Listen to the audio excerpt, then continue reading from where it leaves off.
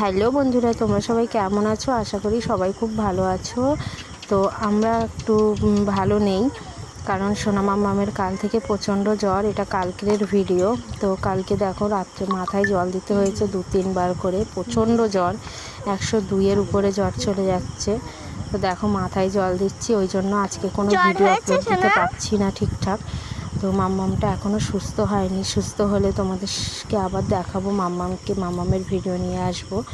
তো বুঝতে পারছো, ছোট বাচ্চা অসুস্থ থাকলে মায়ের বা ফ্যামিলির কীরকম অবস্থা হয়। আর এইটুকু মানুষ, এখন কিন্তু রাত অনেক হয়ে গেছে, 9:30 বাজে এখন। তো এখন জল দিচ্ছি, রাত্রে উঠে আবার জল দিতে হয়েছিল। তো সেটা তো আর ভিডিও করতে পারিনি, তবুও আমার বড় মেয়েই ভিডিওটা করেছে বলে তোমাদের সাথে জাস্ট শেয়ার করতে পারলাম, না হলে হয়তো করতেও পারতাম না। তো প্রচণ্ড জ্বর মাম্মামের, বুঝতেই পারছো রাত্রের ভিডিও। তো তোমরা প্লিজ একটু পাশে থেকো, কারণ বুঝতে পারছি একটু প্রবলেমের মধ্যে আছি। সোনাটা একটু সুস্থ হয়ে যাক, তারপর আবার তোমাদের সাথে নতুন ভিডিও শেয়ার করব। তো দেখো প্রচণ্ড জ্বর। তো ওকে মাথাটা তো ধুইয়ে দিলাম, সন্ধেবেলা একবার ধুয়ে দিয়েছিলাম, আবার এই ধুয়ে দিতে হয়েছিল। তো এটা কালকে রাত্রের ভিডিও, বারবারই বলছি, আজকের না। তো আজকেও মেয়ে এখনও সুস্থ হয়নি। তো বুঝতে পারছি না ওয়েদার চেঞ্জের জন্য হচ্ছে না কী কারণে।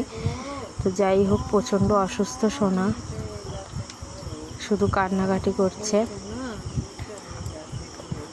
দেখো কত ছটপট করে, তোমরা তো দেখেছো। আর সেই মেয়ে পুরো শান্ত হয়ে গেছে, কোনো কথা বলছে না। মাথায় জলটা দিচ্ছিলাম, একটু ভালো ছিল। তো আমার বড় মেয়ে ভিডিওটা করেছে, ওই জন্য ভিডিওটা আর কি করা গেছে, না হলে হয়তো করাও যেত না। তো যাই হোক, দেখো আমি আর কী করবো বলো, একটা মায়ের কি অবস্থা হয় তোমরা তো জানো। আর আমি তো সম্পূর্ণ একা, সবটাই সামলাতে হচ্ছে আমাকে।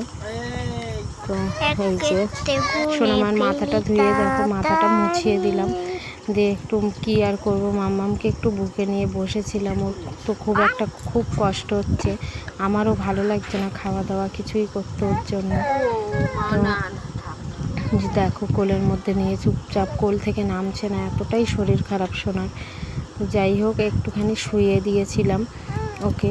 তারপরে তো শুইয়ে দেওয়ার পরে আবার কান্নাকাটি করছে, তো আবার কোলে নিলাম, নিয়ে আবার একটু শুইয়ে দিয়ে আমি আর কি খাওয়া দাওয়া তো করতেই হবে, বুঝতে পারছো মেয়েটা ছোট, তো খাওয়া দাওয়া করতে যাবো, ওই জন্য একটু শুইয়ে দিয়েছিলাম। তো দিদির সাথে খেলছিল,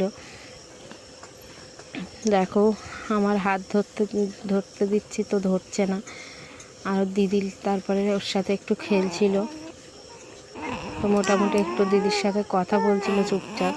তো বন্ধুরা, আমার ভিডিও কেমন লাগে প্লিজ একটু কমেন্টে জানাবেন, আর একটু প্রে করবেন যেন আমার মেয়েটা তাড়াতাড়ি সুস্থ হয়ে যায়। টাটা সবাইকে।